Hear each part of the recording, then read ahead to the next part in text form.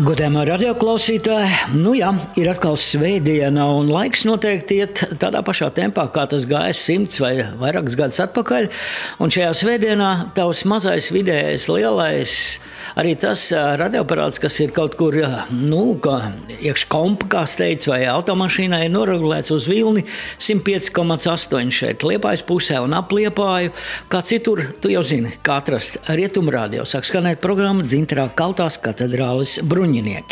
Un man pretī cilvēks, kurš speciāli vairāk nekā 100 km, gandrīz 200 devies uz Liepāju, lai būtu šajā redzījumā. Sveiks, Armand! Sveiki, Valdi! Sveiki, radio klausītāji! Liedagā, tu taču arī tur iespēlēji šajā? Protams, jā.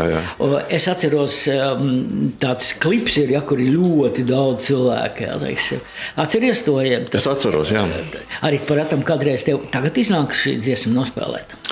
Kādu laicīgi gan nav bijis izdevības spēlēt, bet es ļoti labi atceros tajos laikos, ka mēs lielu pasākumu nobeigumos spēlējām un arī tajā klipā, ka bija šī klipa uzņemšana, tur jautri gāja.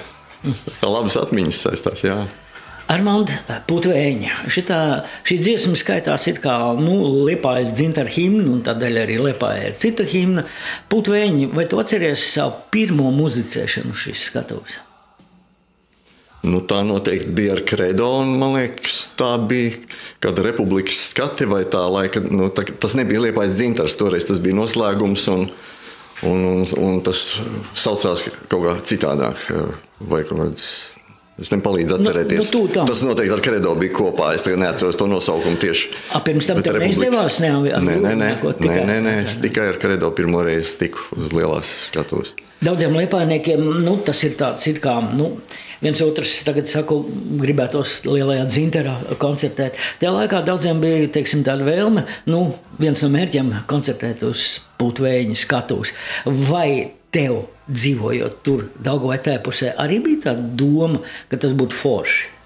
Es pat nepieļauju tādu domu, ka es tur kādreiz varētu nokļūt. Es, protams, leģendas dzirdēju, un tad es, kamēr mācījos Rīgā, tad Liepāja, tur Liepājas Dzintars, un tad mēs tur sākām pamazām kaut ko muzicēt, un tad jau tas jau varbūt bija tāls sapnis pat. Un tad, kad bija tās Republikas skats, un mēs ar to savu instrumentālo grupu Arku tikām uz finālu, un tad es pirmo reizi arī ieraudzīju, ka tāds Kredo ir.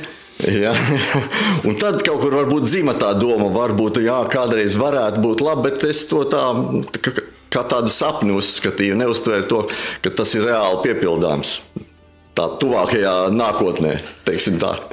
Redz, vai tev ir kāda skatu, pa kuru tu tagad tā domā, tas ir sapnis, nav piepildāms, bet uz kuru tu varētu? Kur gribētos? Es labāk nedomāju. Latvijā laikam nav tādas skatuves, uz kur tu dēs uzkāps kā muziķis. Varbūt ir dažas jaunās, jo viss laiks iet uz priekšu un būvē, bet tās Latvijas lielās skatuves es noteikti gribētu visas apciemot un uzstāties. Koncertzāle Latvija, Ventspilī. Jā, tur es neesmu vēl bijis. Redz, mērķis. Armand, lecam iekšā šūpolēs un laižamies tad, kad tu biji maziņš.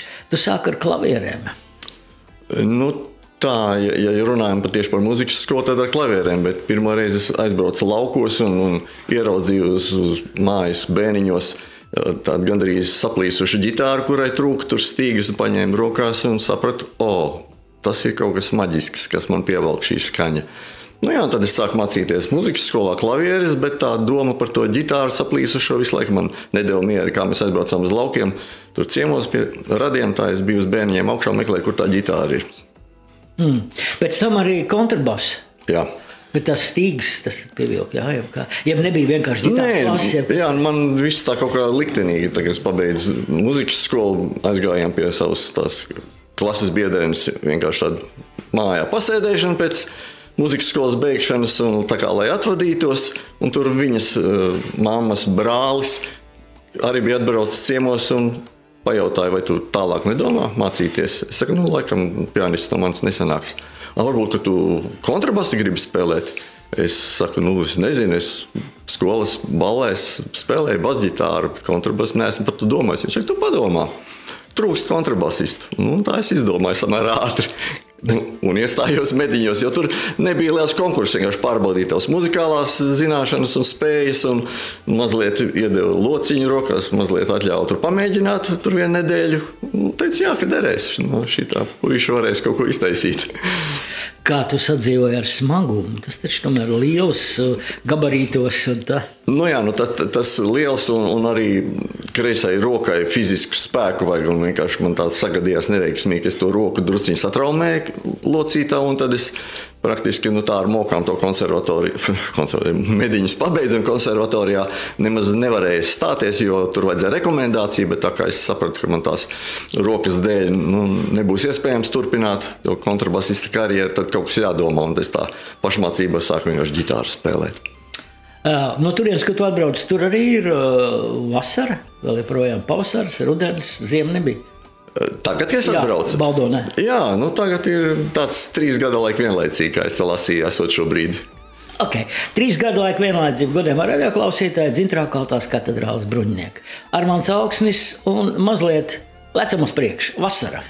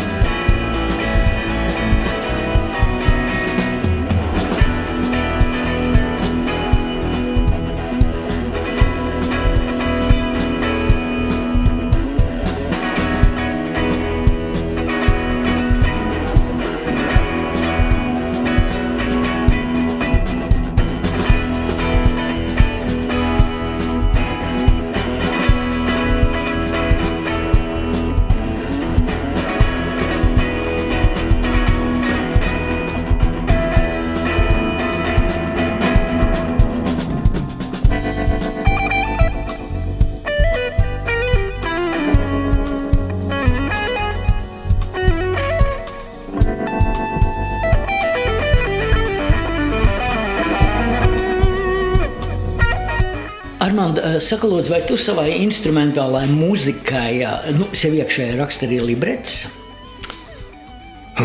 Kādreiz varbūt arī kaut kāda doma ir, ka es tur kaut ko garāk izsapņojos un izdomāju, bet drīzāk tas pēc tam nāk. Vispirms es uzrakstu un tad domāju, kas tur varētu notikt. Vienkārši tā, ka ir kaut kādi gaidi iedvesmas brīdi, tad kaut kas rodas un tad klausos pats un tad iztēlojies, kas tur ir un kā varētu nosaukt. Jo ne jau vienmēr tas nosaukums atnāk pirmais. Vispirms nāk kaut kāda ideja, kaut kāda noskaņa, jā, kaut kāda harmonija, jā, kaut kādas melodijas un tad, teikās, saliekot kopā, tu secini, ko tu esi domājis, no kurienes tas radies, tu meklē, kāpēc man kaut kas tāds ir dzimis. Jā, un tad tas nosaukums, un tad tu atļauj klausītājiem pašam tālāk. Jā, jo nav divu vienādu klausītāju, kas vienādi domātu, uztvertu un saprastu. Jā, tad pilnīgi katrs cilvēks uztver savādāk muziku un izjūta citādāk. Jā. Saka, lūdzu, vai tas tev būtu sarežģīti, piemēram, tu uztaisīt, tu spēlē ar Armandu savu instrumentālu mūziku, un kad klausītājiem tu izdalīt lapiņas tā kā libretā, teiksim, tā dziesma, jums apmēram tāda, kā operā jau arī, teiksim, nevar īsti saprast, ko dzied, ne katrs. Teiksim, ar tādiem paskaidrojumiem, kas tur katrā tajā ir. Jā, tā daudz dara, tā kā Joe Satriani, piemēram, izdod savus tos regulāri albums, un tam viņš pirms albuma iznākšanas izstāsta jau, kā šis darbs ir radies, kas viņu iedvesmojas vai ko viņš ir jutis, radot šo darbu, kas tur ir pamatā, kāda ideja. Jā, tā kā tas tiek darīts. Un, varbūt es arī kādam kaut ko vairāk, kādam darbam varbūt mazāk kaut ko varu komentēt, bet vairāk jau es paļaujos uz to klausītāju, lai viņam būtu interesanti un raisīt pārdomas un gribētu līdz galam šo skaņdarbu, jo bieži vien tu uzliec paklausies kādu brīdi un tas tev nepiesaista. Tā es pēc sevis zinu, ka ja man tas piesaista, es klausos un tad vairāk kārtīgi klausos un pūlos saprast, kas man tur ir bijis tas, kas man piesaistīja, un arī tam, kas atgrūž, kāpēc man atgrūž, bet to es ātri sapratu, kāpēc atgrūž. Daudz vairāk man interesē tas, kāpēc man šis uzrunāja un piesaistīja šis instrumentālais, teiksim, darbs kāds. Iepriekšējā darbā vasara, jā? Tu vari paskaidrot, teiksim, tas radās vispirms, ja pēc tam? Es varu pateikt tā, ka es uztaustīju kaut kādas harmonijas, kaut kādu noskaņu un saprotu, ka tas ir kaut kādas gaišas, ilgas, kaut kādas cerības, uz kaut ko gaišas tiecos, bet nevarēju viņu kaut kā, pabeigt šo darbu un aizbraucu vasarā uz Bilžu nometni Bīriņu pilī. Satiku daudz muziķus, māksliniekus, tur tā vide ļoti iedvesmojoši, tie darbu radīšana notiek, un tas burtiski tur 3 dienu laikā tā enerģija atnāca un atbrauc mājās un zibenīgi ķēros klāt un izdevās pabeigt šo darbu. Silts bija, jā? Jā, bija silts. Super. Saka, lūdzu, tautas dziesmas, vai viņas arī kaut kur tevi ir atstājušas, teiksim, akal šūpolēs bērnībā tev lika viņas dziedāt, spēlēt, vai kura muzikas skolā, vai kaut kur vēl tam? Protams, skolā, Krīvros Andrija Upīša vidusskolā mācījos, tur bija koris, korī bija jādzied, zēnu korī, es pat braucu uz zēnu koru salidojumiem, es atceros mūsu veda. Vēlāk, protams, arī muzikas skolā, muzikas vidusskolā bija darīšana. Galvenokārt jau pēc mūsu kredo tā pirmā posma es nokļuvu vecajās mājās, kur tā nopietni Uģis Prauliņš kopā ar tiem domu biedriem. Agrāk jau viņa zvaigznītes laikā, kad viņa dienai zvaigznītē bija izpildījuši tās latviešu tautas dziesmas, karavīru dziesmas tur savās apdarēs, un viņš šo lietu gribēja turpināt, bet piesaistot Latvijā roka elementus un roka mūziku, un tad tur kādus vairākus gadus man to tautas mūzika bija tāda cieša sadarbība. Jā, tas, man liekas, bija tāds labs laiks, un uz tevi ir atstājis Uģim tās muzika. Jā, neapšaubām, katra tāda sadarbība atstāja kaut ko. Vai tu atceries arī, teiksim, klasisko mūziku, kā klausīties? Viens otrs no dižiem komponistiem saka, viņiem jau forši, viņiem cik tur ir tie ģeniālai darbi, un visu laiku spēlē viņus uz riņķi, kad ir ritmiskai mūzikai grūtāk. Kāda bija tev pirmā saskaņa ar šo, varbūt, teiksim, tīri klasisko mūziku? Mūžīgo mūziku, kā to saka. Tā īsti tas sākās Jāzepa Mediņa muzikas vidusskolā, jo pirms tam skolā tas, kas tur bija, es īsti tā nevarētu teikt, ka tas man aizrāva. Ja, es zināju, ka tur tāda vieglā mūzika un tur klasiskā, bet es tā nevarētu teikt, ka tas man ļoti piesaistīja. Bet tad, tā kā mācoties Mediņos, interesanti bija tas, ka tajā laikā radās šīs rietumu grupas, kas izpildīja klasisko mūziku roka apdarē. Un tas bija tas āķis, kas mani noķēra. Jā, es dzirdēju, kā Exception, ko dara. Jā, un kas tur vēl bija Emerson Lake Palmer, jā, kas citi varbūt mazāk, kaut kādas klasiskās mūzikas tikai tēmu, kādus elementus, bet šīs divas bija grupas, kas ļoti spēcīgi, kā saka, to sintēzi veidoja klasisko ar roku kopā, un tas bija tas, kas man paņēma. Un tad man arī tā interese daudz lielāka par klasisko mūziku radās. Un vēlāk arī pats sāka taisīt klasikas apdares kopā ar Helviju Stengrēvicu un redzēja, ka tas ļoti daudziem patīk, un tas bija ļoti pašam iedvesmojoši, jo tā pamatēma klasikas, jau tā melodija ir vienkārši ģeniāla, un tur nevar neko pielikt, neatņemt. Vienīgi mēs varam pasniegt, interpretēt tā, kā mūsdienās cilvēki daudz pieraduši dzirdēt, un tur var improvizēt un dažādi pafantazēt. Tas bija ļoti interesanti šis periods. Godāmā radioklausītāja, Ermāns Auksins saka, ka tā ir ģeniāla mūzika un tur var pafantazēt. Paklausīsimies, kā viņš to dara.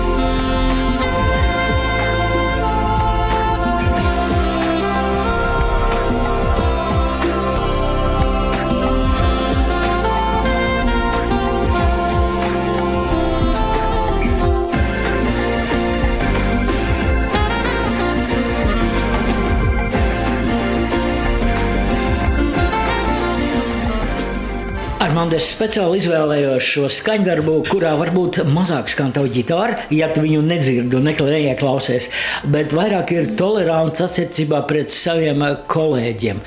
Varbūt pastāst nedaudz par šo periodu, ka jūs ar Helviju abi taisījāt šīs lieliskās aranžīs apdarbs. Jā, es tad sāku domāt, kas bija pirmais. Varētu būt, ka no Karmenes tēma bija pirmā, jo tajā laikā mikrofona aptaujas noslēgums vai kaut kas bija tāds. Un mēs bijām radījuši, un kaut kas no šīs radio vadības bija dzirdējuši, ka tāds projekts eksistē. Un tad mums piedāvāja vairākas reizes kaut kur parādīt šos darbus, un tad no televīzijas puses bija interesi un pat uzfilmēja kādiem pāris skaņdarbiem, tā kā klipus. Un tad mums ar Helviju radās doma, ka varbūt vajadzētu veselu albumu ierakstīt šādu te, jo viņš pats arī bija Mūzikas akadēmiju beidzis, pianists un kompozīciju mazliet studējis un ar aranžiju nodarbojas aranžēšanu. Un tad mums tāds ļoti radošs periods bija.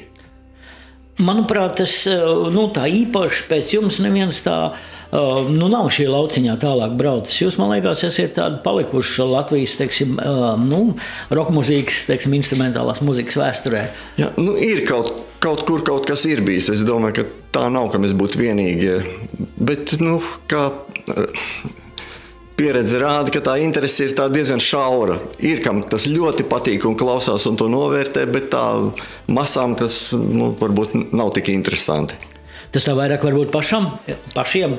Man tas bija uz to brīdi augstākais tāds, gandrīz tāds radošais punkts, kad varēja visbrīvāk, tas, teiksim, pēc melnā kliedzieniem mēs tā runājam, līdz tam melnais kliedziens bija augstākais punkts, tad kredo bija beidzies un es meklēju kā kaut ko jaunu, ka vajadzētu darīt. Vecās mājas bija, bet tad bija, laikam, arī vecās mājas bija beigušās uz to brīdi, jo man visu laiku tādi cikli ir, kaut kas ir, un tas tajā jaunajā ciklā atkal mēģina sasniegt kaut kādu virsotni, kaut kādu maksimumu izdarīt, ko var šajā virzienā darīt, un tad ar Helviju, šis te projekts, mēs viņu pabeidzām, un tad sapratām atkal tālāk, ka nav kur, tā interese nav tik liela, un jādzīvo kaut kādā veidā, tālāk ar to nevarēs izdzīvot.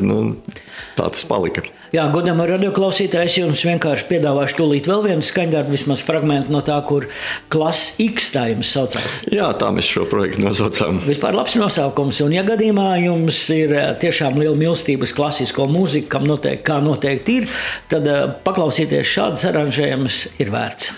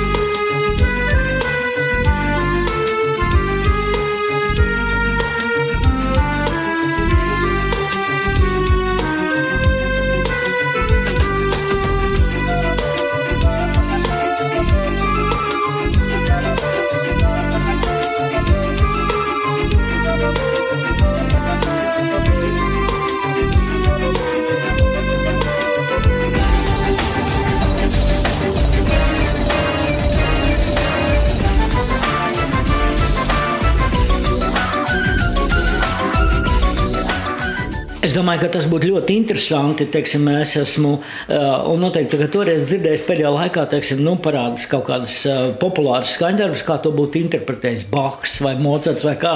Un šeit klasikā, kā to interpretēt Armands Alksnis ar saviem kolēģiem. Armand, tavas kompozīcijas, atgriezīsimies tagad pie tās sākumiem.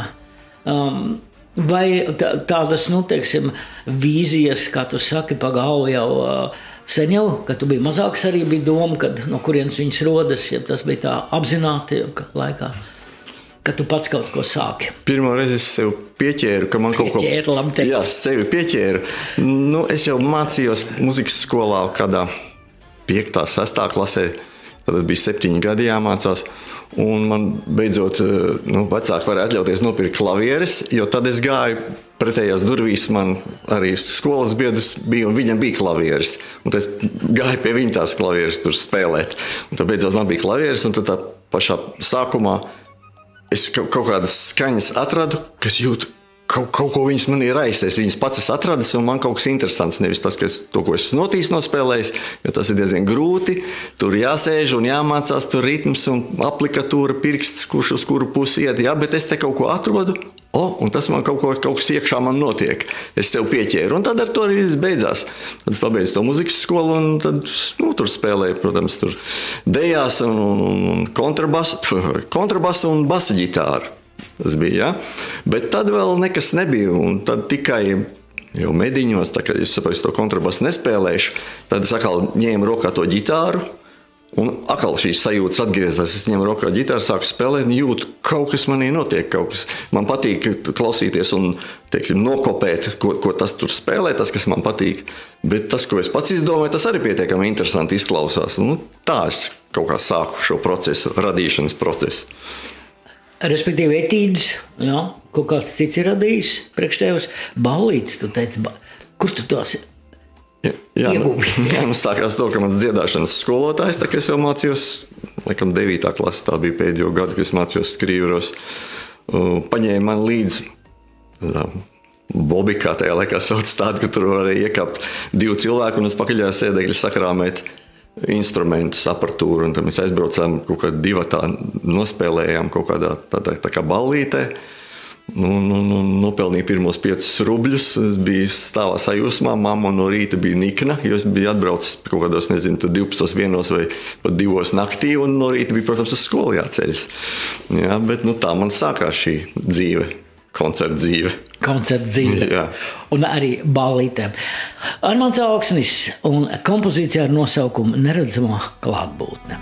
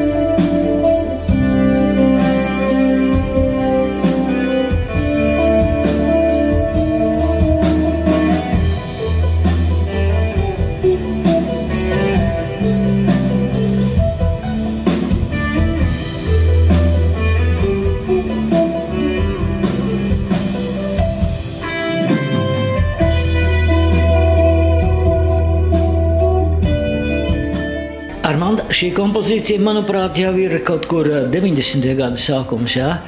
Vai šeit tu arī visu to, kas ir bāzes, bungas, visu, teiksim, pavadījumu savai ģitārai arī, tas ir tavs domāts, ja tu uztic kādam citam? Šis ir tā pirmā versija, to, ko mēs ar Heliju Stengrevicu kopā spēlējam, es klausos, jā? Jā, es pēc tās skaņas dzirdu, jo es viņu mazliet vēl atkal pārveidoju mazliet, bet tur ir ļoti daudz Helvi idejas aranžējumi iekšā kopā ar manām idejām. Jā, tas ir tās kopdarbs, jo Helvijs man ļoti palīdzēja tieši ar aranžēšanu, jo tajā laikā tur es vēl nepratu rīkoties ar tiem programmējumiem, instrumentiem. Mums dzīvā grupa nebija, mēs divatā to visu paveicām. Vēlāk tikai tagad pēdējos gados man tik tāda izdevība radās, kad ir iespējams savākt dzīvu grupu un visu šo dzīvā spēlēt. Nav jāprogrammē bungas, ne bass, atrod cilvēku, kas var nospēlēt to visu un kaut kur, spēlēt publikai dzīvā veidā priekšā. Jā, vai es atbildēju par šo skaņdarbu, ir vēl interesanta vēsture, jo šo skaņdarbu es esmu izpildījis tepatās no Rietumu radio, man liekas, ir 1,50 m.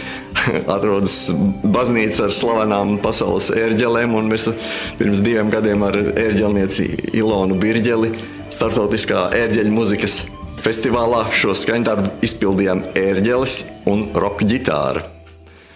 Jā, es biju tajā koncertā un atceros, un es domāju, arī daudz radioklausītāji toreiz bija. Tas bija labi.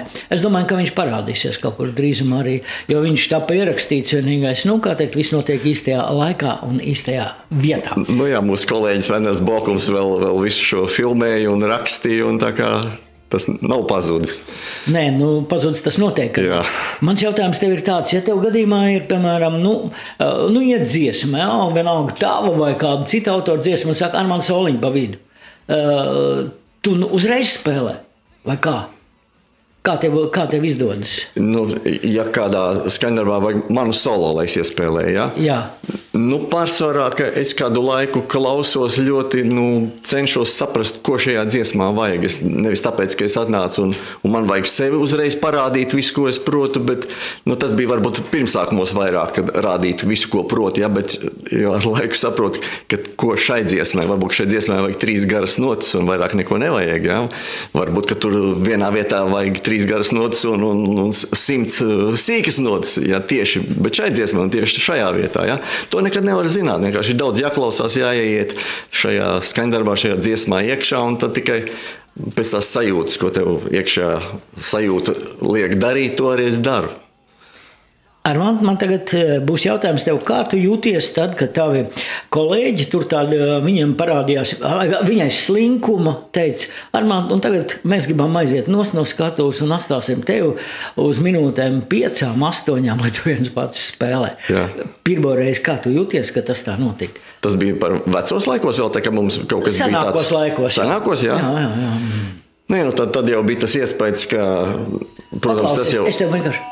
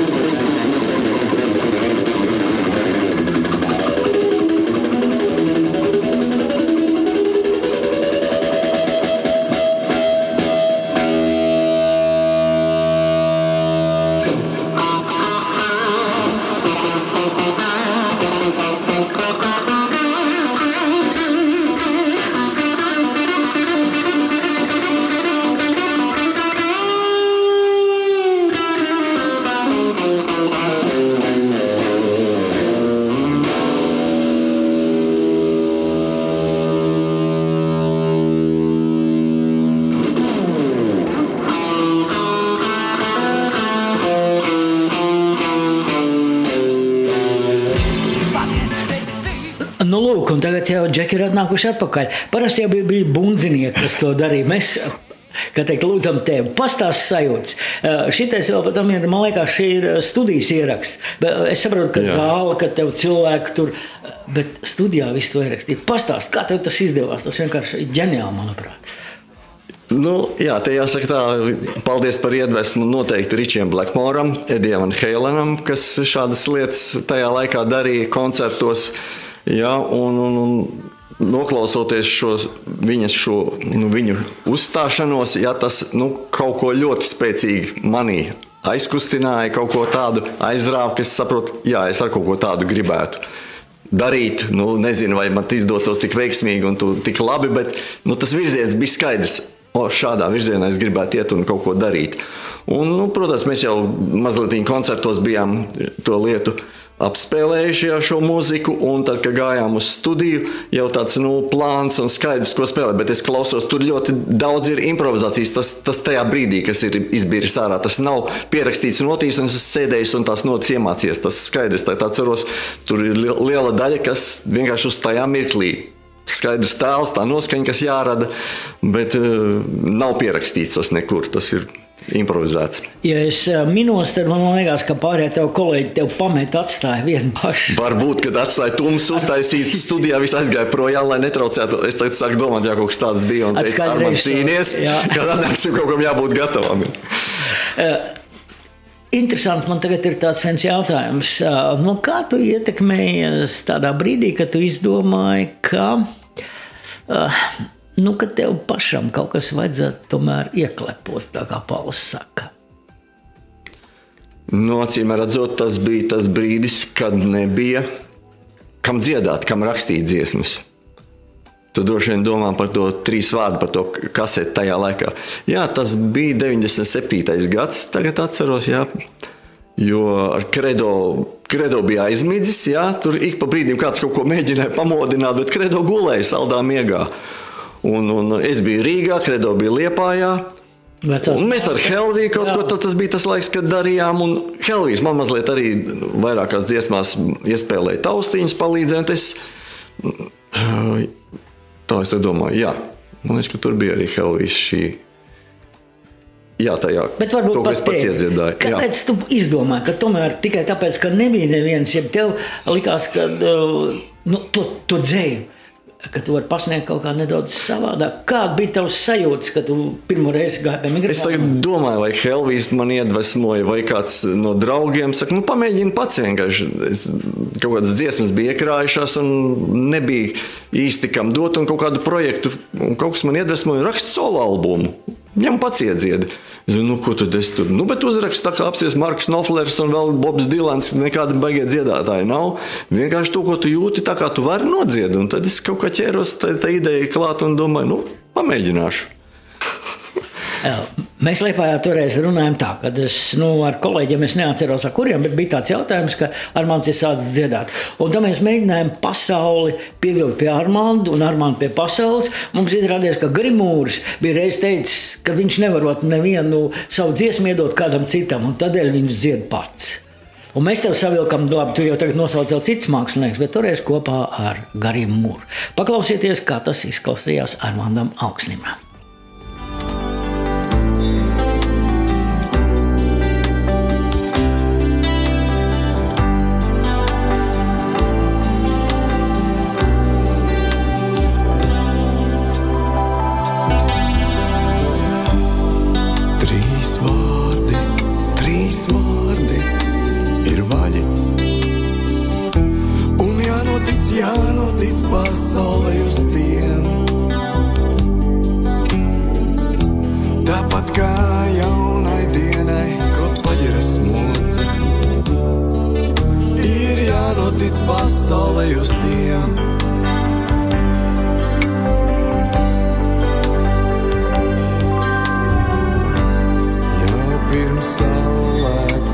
Sudrabaini pelēkā miglā,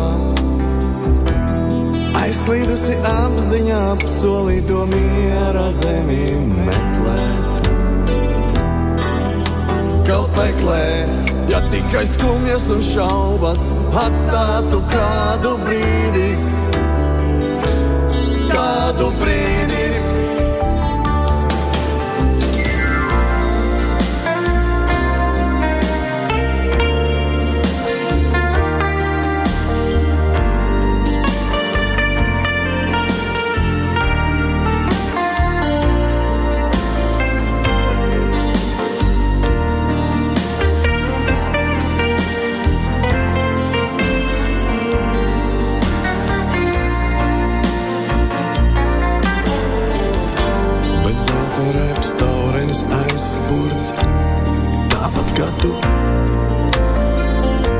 Nobijies mana glāsta, tāpat kā tu.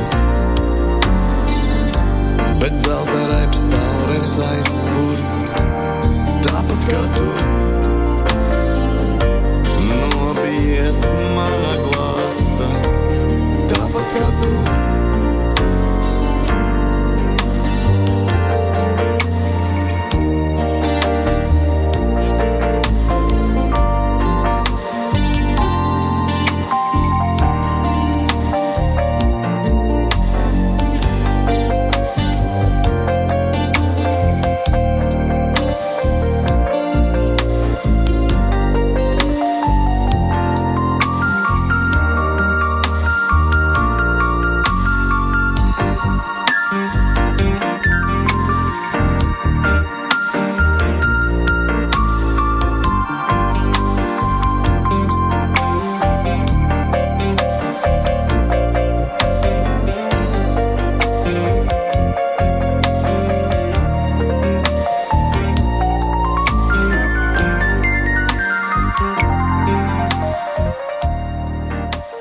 Godājumā radioklausītāji, Rietumu radio un programma Dzintarā Kaltās katedrāles bruņinieka Armands Auksnis.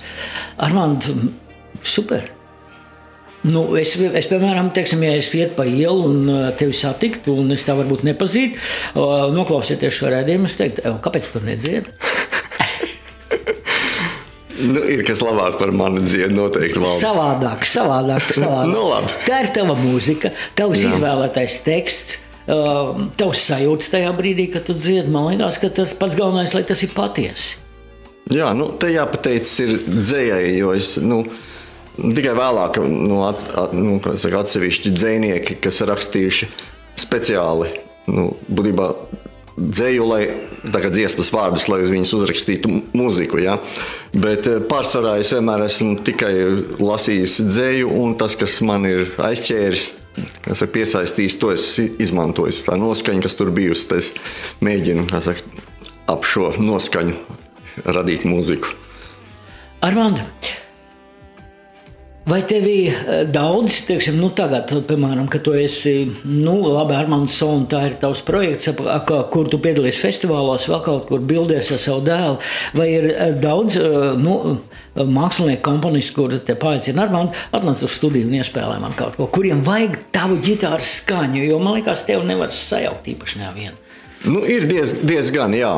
Bet šobrīd ir labi, ka tas tehnoloģija laikmets, ka nav jātērē laiks kaut kur jābrauc un tas dārgā studijā jāsēž un jāskatās pulkstenī, ka viss var mājās. Man atsūta materiāli, es paklausos un pajautāju, kad jābūt gatavam, un tad atrodu laiku un iespēlēju.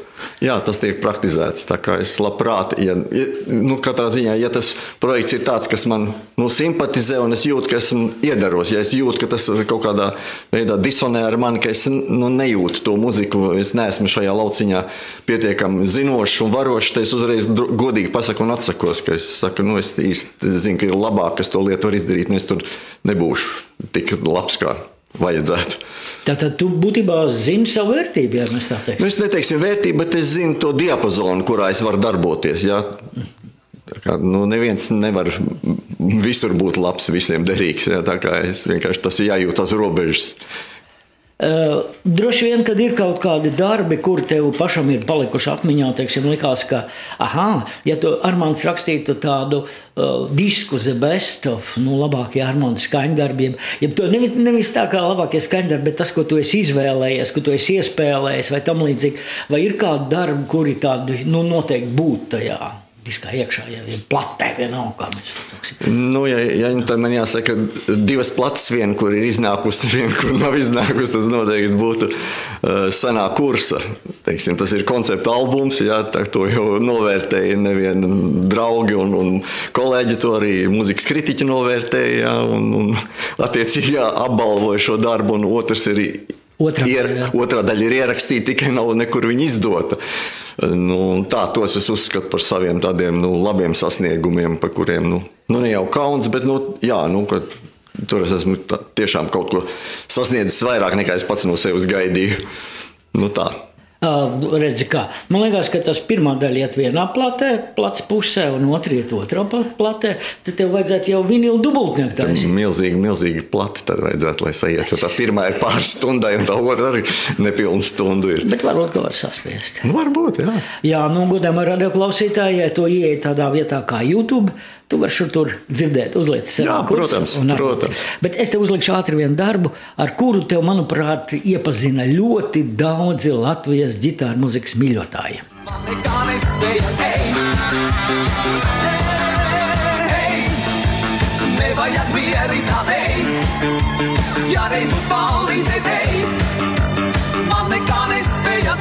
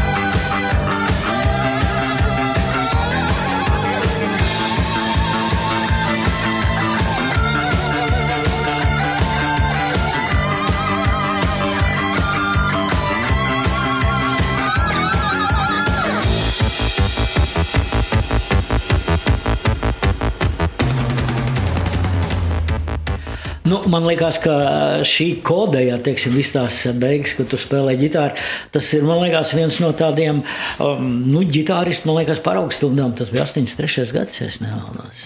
Jā, es varu droši teikt, šie skaņdarbi, ko mēs Kredo radījām, un šie ģitāru soliņi, tie dzima ilgi un grūti un lielās pārdomās, bet tur tik ielikts viss tā esence, ko šai dziesmai vajadzēja, un tās emocijas, ko uz to brīdi varēja radīt. Kā saka, tur tiešām godīgi ir viss izdarīts, ko vien varēja šajā brīdī labākais, kas nāca ārā. Ja jūs klausīties, godam radioklausītāji, tā uzmanīgāk, tad Armands 2 ģitārām tur iespēlēja, vai ne? Jā. Tur izmantoja tās tehnoloģiskās stereo iespējas. Tad tikko daudz kanālu pults bija parādījušās un iespējas tur vairākas reizes ierakstīt un dažādas instrumentus, stereo, tur vienā, otrā kanālā tur skan, labas atmiņas. Pēdējā laikā ik pa brīdim parādās kāds tavs darbs, kurus iedzied arī Latvijā zināmi populāri mākslinieki, un vai tas ir tā, tu papriekš domā pa mākslinieku, pa darbu, un tad domā, kurš varētu iedziedāt. Nerunāsim par seno kursu, tas ir cits stāsts. Jā. Ir dažādi. Ir tā, ka es, piemēram, atradu vienu dzejoli, skatos, šeit varētu sanākt dziesma, un es tā mēģinu sākt spēlēt un sevī dziedāt, un es dzirdu, skan Ieva Akurātere. Tādēļ, ka to sieviete rakstījusi, un tā kā sievietes pārdomas, un uzreiz ir skaidrs, tā kā kaut ko vēl es rakstu, dzirdu, Andris Ērglis te varētu dziedāt. Tur tādas augšas spēcīgas. Tā man uzreiz ir asociācija, tā kā tu saki, ka es reiz dzirdu un jūtu, ko vajadzētu. Nevienmēr var dabūt to solistu, bet man ir ļoti veicies, un šie solisti nav atteikuši un ir iedziedājuši šīs dziesmas. Pamēģināsim vēl kādu solistu no senākiem laikiem. Kāpēc, piemēram, labi, grāmatā tas ir rakstīts bieži, kāpēc, un arī periodika ir to apspēlējis, kāpēc Armands ir sācis komponēt, vai tā. Bet man vairāk interesē tas, tu jau varēji tajā laikā paņemt, teiksim, ar ko tu esi arī strādājis. Vai Leonu Briedu, vai Imantu Ziedu, vai Jānu Peteru, bet kāpēc Aleksandrs Čaks? Dzejnieki taču bija... Jā, Čaks, varbūt sāksim ar to, ko tai gauži vienkārši manā grāmatu plauktiņā, dzejas grāmatu plauktiņā bija šis Čaks, un atšķirot, lasot to Čaku, ļoti saprotams, ritmisks, jā, pirmkārt ritmisks, tā dzeja ir ritmiska, jā, un ļoti uztverama, labi un skaidri. Varbūt arī tādēļ bez tevis vēl ir autori, kas to mēģinājuši ir daudz rakstīt. Nē, Čaks ir jau ļoti izmantots un tāds, bet teiksim, ne katru dzejoli var dziedāt. Varbūt, ja ļoti vajag, var viņu izdziedāt, bet vai tas rezultāts būs tāds. Bet Čaks bija tāds, ka tu lasi un uzreiz jau tev skan jau tās rindiņas. Tur vienu rindiņu nolasi, jau uzreiz jau jūti, kā to vienu pantiņu varētu veidot. Jā, uzreiz tā iztēle sāk darboties ļoti. Jāsaka, tur tā naksnīgā Rīga un tā tālāk. Viss šīs noskaņas Rīgas un viņi paši ir tā ļoti emocionāli, emocijas rosinoši tā dzeja ir. Jaunie cilvēki dzirdējat, lasiet Čaku, emociju rosinoši. Ieklausieties šajā dziesmā un jūs sapratīsiet, ka tā patiešām ir.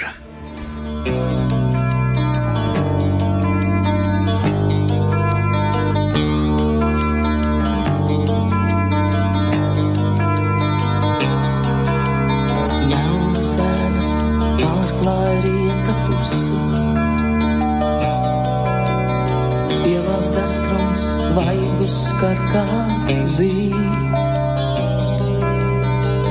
Logā sēžot šovakar es klusi, dziedāšu, līdz atnāks bālais rīts.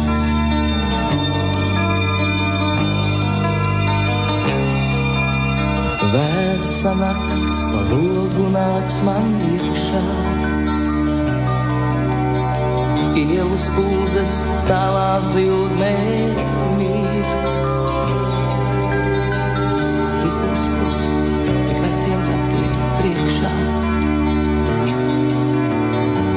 Aizjūts garām, aizvilksies kā zirgs. Dziedāšu par meitenēm, kas pretī dzīvo man un prot tik jautri smieļ.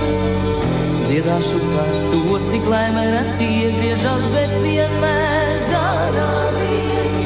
Ak, šī laime, kam te pēc tās tīko, rīts vai vakars dziļi krūtīs sirds, kam te nepietiek ar prieku sīko un ar spuldzi, kas virs galvas smirds.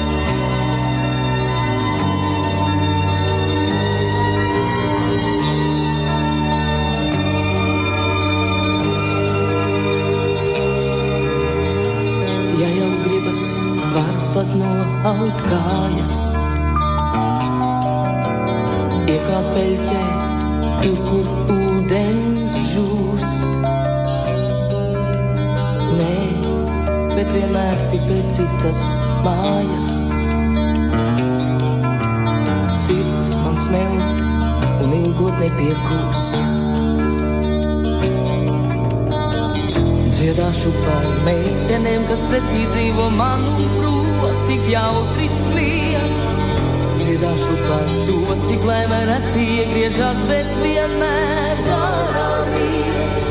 Ak, šī laime, kam te pēc tās tīko, rīts vai vakars dziļi krūtīs sirds, kam te nepietiek ar prieku sīko un ar spuldzi, kas virs galvas.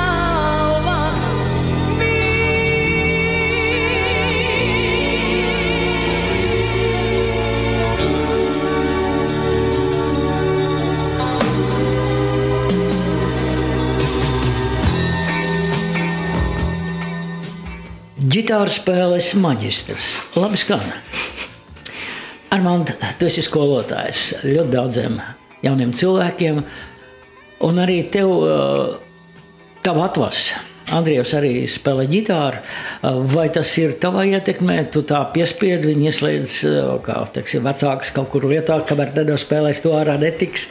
Vai tas ir savādāk? Nē, ja par Andrievu runājam, tad viņš muzikas skolā mācījās klavieres, un tur bija jāņem otrs instruments. katram muziķiem kaut ko vēl jāapgūst. Tad viņš izvēlējās ģitāru.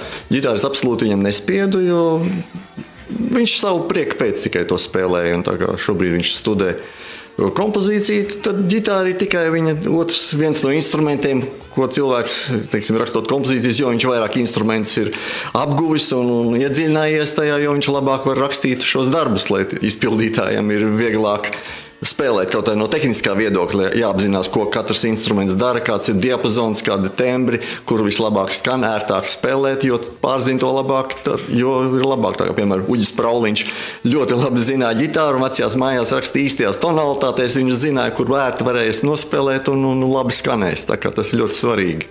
Jā. Tā Veldzēkņa skolā, kur tu strādā. Pastāst par šo paaudzes, teiksim, kas mācās spēlēt ģitāru. Tā ir nākotne mūsu. Ko tu saskati viņos un ko tu centies viņiem atdot no sevis? Būtībā tās ir individuālās nodarbības, un tev ir jāsaprot, vai šis skolēns vai tikai atnācis tādēļ, ka vecāki ir piespieduši, vai viņš pats to grib. Varbūt ir piespieduši vecāki, bet varbūt, kas viņā var šo interesi radīt, kas varbūt viņam vēlāk ļoti noderēs. Nekur nav droši zināms nekādas garantijas, kas no viņa tālāk iznāks. Vai viņš būs muziķis vai ģitārists, vai vienkārši izglītots cilvēks. Jā, tas būtu svarīgāk, lai viņš šo muziku iemācās klausīties, saprast, un vēl labāk, ja viņš pats kaut ko var nospēlēt. Tā kā, un svarīgi, es sapratu, ka no paša sākuma ir pareizi instrumentu turēt, rokas nostādīt pareizi toni. Ja tas nav sākumā ielikt kārtīgi pamati, tad cilvēki ilgi mocās un nevar saprast, kāpēc vienam skan un kāpēc man neskan. Kāpēc man neskan tā, kā tam tika labi. Vienkārši ir tādi savi noslēpumi un savas lietas, kas jāpārzina un jāpārvalda šis instruments, lai varētu straujāk virzīties uz priekšu, ja ir, kā saka, vēlēšanās spēlēt tieši, teiksim, ģitāru. Es zinu, tas jebkuram instrumentam tas ir svarīgi, tos pamatus pareizi ielikt un parādīt, kā to dara. Armand, šie jaunie cilvēki kādreiz savā CV rakstīs, ka viņi mācījušies pie Armanda Augšņa. Jā, tas būtu ļoti patīkami. Tas būtu ļoti patīkami. Forša vīzijā Armanda Augšņa skaņdarbs ar tādu nosaukumu.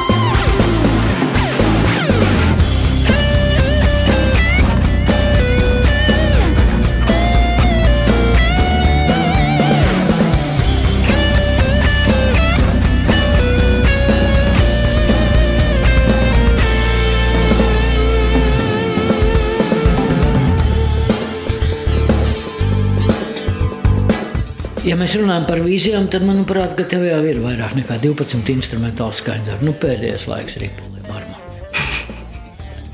Jā, tas būtu labi, Valdi. Nē, nu šos skaņdarbus jau YouTube var klausīties, protams, jā, bet, nu, ja kāds ir ieinteresēts viņu izdot un kā saka, ripulī noformēt, lielāko prieku. Man viens kolēģis teica, ka tagad jau vajag izdot flešiņos, jo mašīnās visur varot ielikt un klausīt. Nu jā, to jau no YouTube var paņemt un ievilkt, kas grib. Nu, jā, nu tas jautājums varbūt ir mums ārpus apspriežams ir. Tā kā tas... Vīzija, nosaukums. Jā, man tas pilnais nosaukums bija Satriani vīzija šim skaņdarbam. Jā, jo es šeit izmantoju tādas intonācijas frāzes no Joe Satriani daļrades un veiksmīgi izveido savu kompozīciju. Tie, kas viņu daudz klausījušies, tieši šīs frāzes, šos motīvus tur saklausa. Man pat viens kaut kāds spāņu komentāros bija rakstījis, ka viņš ļoti daudz šos motīvus, tie, kas viņu klausās, tie atpazīst. Bet nekas nav kopēts un tur pat nav takšu. Tur ir kaut kāds atsevišķi motīvi, kaut kāds viņa tas raksturīgās īpatnējās intonācijas tikai saklausāms. Bet mums pazīstamais meistars ir teicis, ka ir kāds komponists, kas viss ir apzadis 500 gadus uz priekšu, tā kā nekā jaunā. Armand, liels paldies par laiku. Liels paldies par to, ka tu esi šeit, godājamo radioklausītāji. Ja gadījumā esi Liepājā un dodies uz Liepājas muzeja pusi, kā katrs, kas iebrauc pilsētā vai arī vietējais, tad var tur sastapt arī Armandu Augsni. Vai klātienē, vai neklātienē, muzikā vai kur. Armand, kādu novēlējumu varbūt liepājniekiem, rietumu radioklausītājiem? Vispirms es tev lielu paldies gribu teikt par uzaicinājumu un, ko lai saka, lai Liepāja ir tāpat kā līdz šim bijis spēcīgs magnēts, jā, kas pievelk visu laiku cilvēkus un mūziķus un turpina pievilkt, jo Liepāja ir iedvesmas pilsēta, tā jums turēt šo lietu stingri, lai visu laiku visiem gribētos pēc iespējas biežāk un vairāk braukt uz Liepāju.